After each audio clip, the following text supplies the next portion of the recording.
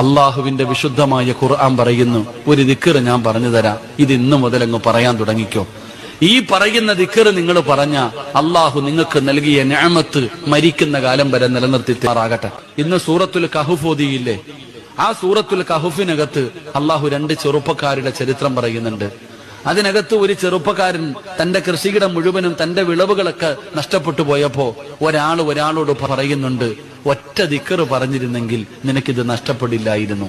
നിങ്ങൾ ഖുർആൻ എടുത്തു നോക്കിക്കോ. മാഷാ അല്ലാ പറഞ്ഞോ, മാഷാ അല്ലാ ലാ ഖുവത ഇല്ലാ ബില്ലാ. ഒന്ന് പറഞ്ഞേ. അത് ഓട്ടോയുടെ പുറകിൽ എഴുതി വെക്കാനുള്ളതല്ല, വണ്ടിയുടെ പുറകിൽ എഴുതി വെക്കാനുള്ളതല്ല. മാഷാ അല്ലാ ലാ ഖുവത ഇല്ലാ ബില്ലാ.